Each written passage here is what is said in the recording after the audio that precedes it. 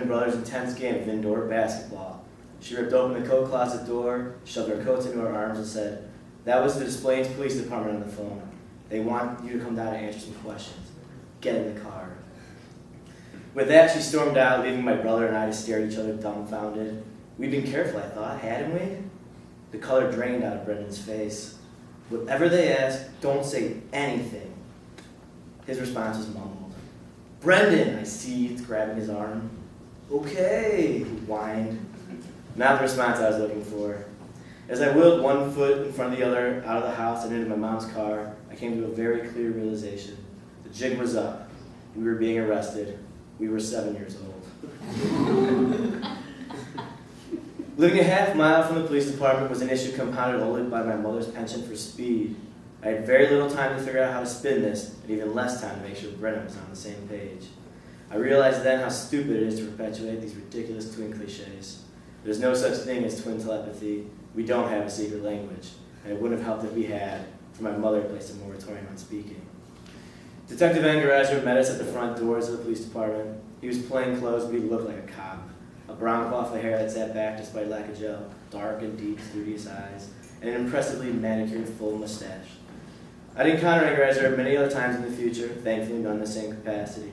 And though the gray crept into his eyes, and crow's feet formed at his eyes, that amber mustache stayed magnificent.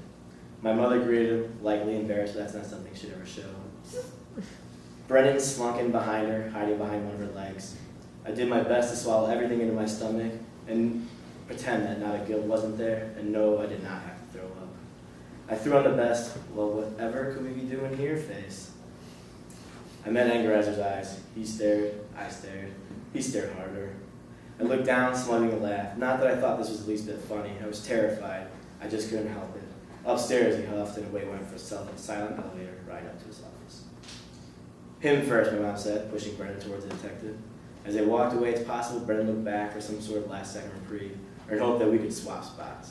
I wasn't looking, though. I'd already begun to study the inner workings of this police department, and I found it utterly bothersome in its blandness.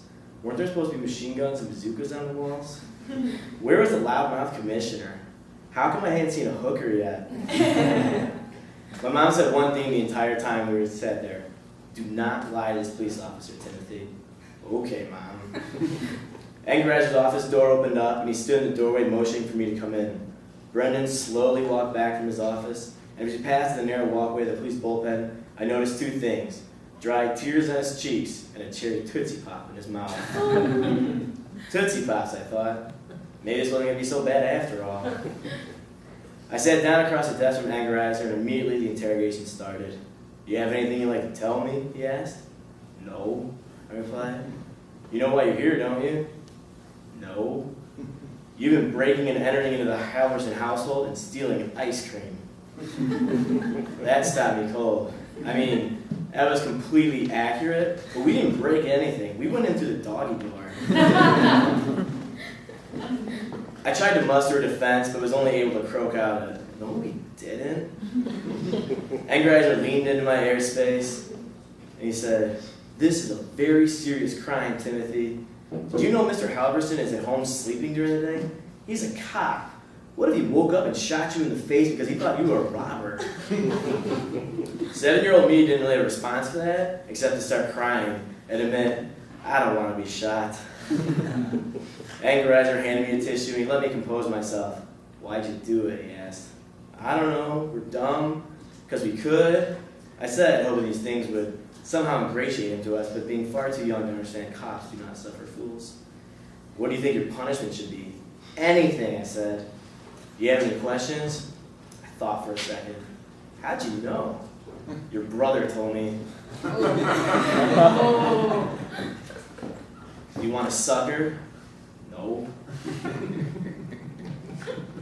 Our parents loaned us out to the Halversons that summer as indentured servants to repay them for what we'd done. We had to call Angerazer once a week to check in with him and let him know we were keeping our noses clean. Later, when he visited our grade school with McGruff the crime dog, he made it a point to mention how he knew me, which immediately led to a line of questioning from all the other kids. "Can you say street cred?" Angerizer had told my parents how Brennan cracked almost immediately under questioning, but I had held out as long as possible. In reality, on one of our ransacking trips, Brennan had left the back door open on his way out, and when they discovered both this and the missing ice cream, the Halversons called the cops.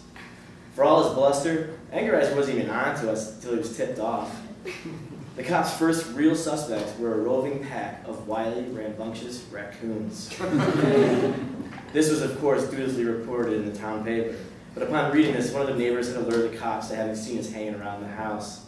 So in the end, it wasn't a raccoon that did me in, it was a couple of rats.